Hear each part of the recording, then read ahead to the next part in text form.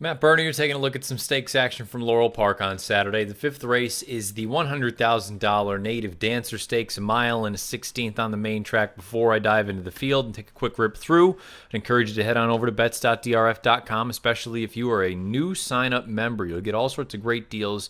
The details are over at bets.drf.com. Let's take a look at this field of 8 that will be going a mile and a 16th in the Native Dancer. The big story for me in this race is the lack of speed signed on. There really isn't much. Timeform US tends to agree. We will begin there. We'll look at the Timeform US pace projector, and you can see they have a blue bar indicating a slow pace. They have the 3 Saratoga Jack out on the front end. My concern with Saratoga Jack is the idea of him seeing out this distance. I feel like we've seen this story a number of times with Saratoga Jack. Forwardly placed, leads, gets to the very end, tires, gets passed and run over. 2 starts back, you saw that happen. He set legitimate fractions, got run down late by bonus points. 3 starts back, you saw the same thing. Set legitimate fractions, run down by a couple of horses, including Tour de Force. Saratoga Jack, I think he's a nice horse. I just don't know about this distance with him. Conversely, Tour de Force could easily work out the best trip in here. Defeated Saratoga Jack 2 starts back. Most recently in that Richard Small Stakes, a couple of things. Probably facing some better horses. You see Unbridled Wand, Dalmore, Dr. Mounty, who's a grass horse, but albeit probably better than these horses in this race.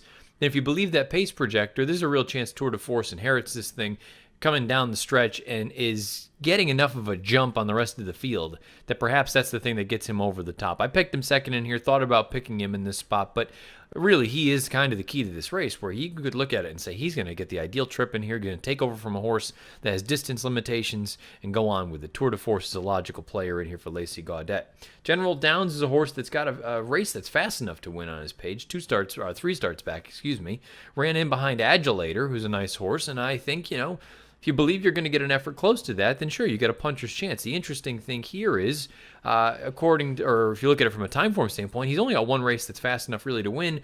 That was his most recent run, and it was over a sloppy sealed track. Don't know that I love the idea that this horse seems to do better on a wet track. I know he's only run twice on it, but he's kind of a nibbler on a dry main strip. General Downs is going to be coming from the back of the pack. You believe that pace projector. I just don't know that he's going to have enough to overcome all of that. He's one I'd be considering for underneath use only. Just Call Kenny at one time was a really nice horse, and even at the end of 2017, he strung together some big races. He won the Philip Island, a grade 3 race last year with a 101 Beyer speed figure. If you think you get that kind of effort from this horse, he's a major player, even given the fact that he is a true one-run closer. Problem is his form in 2018 has just been really, really poor.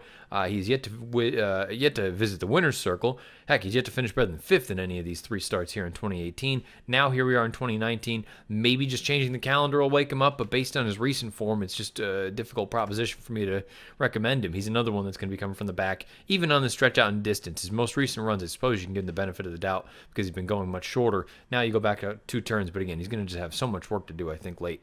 I don't like him in this spot. The 5 is bonus points. Very, very logical for Fletcher.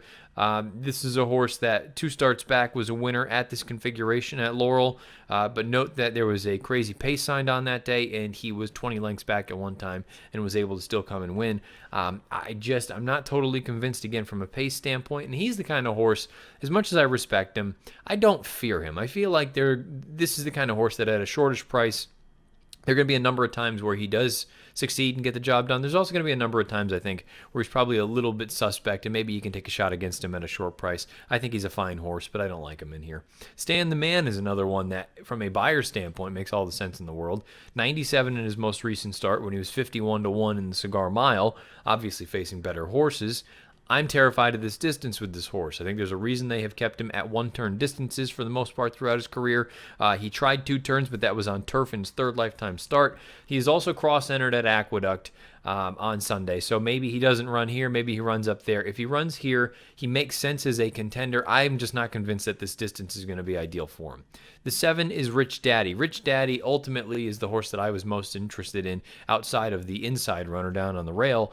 The most recent start in the Claiming Crown Jewel I thought was good. He did get some pace to run at, but at a mile and an 1/8, he came with that nice run. He battled all the way with Aztec Sense. Aztec Sense is in razor-sharp form for Jorge Navarro. The 3rd-place finisher that day, who the top 2 were about 6 lengths clear of, Zulu. He was a next-out winner with an 82, and the 5th-place finisher came back and didn't win, but he came back and earned an 87 in his next start.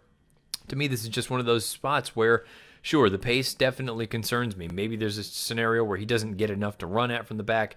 The recency of him kind of getting small pieces, settling for second, a little bit of a concern, but I just feel like there's a scenario where he's faced the best horses recently, with the exception of Stan the Man. And maybe this pace is a little bit more contentious up front than maybe Timeform US suggests it will be. Rich Daddy, I think with the form that he's in, I think you got to respect him for Eddie Keneally. And Marengo Road goes out, second time for Jamie Ness. They're stretching him out to 2 turns. I don't know if I love this distance for him. He feels much more to me like a 1-turn miler. His most recent run was good in an N3X level. He'll be facing better horses this time around. That race as a whole has not come back particularly strong. I don't love Marengo Road's chances in a race like this. So this is an interesting race because, again, you factor in the pace, you factor in recency, you factor in the current form some of these horses are in. Ultimately, my pick, I'm going to go with the number 7 horse. I just think Rich Daddy, highest last out buyer in the field, highest last out raw time form rating.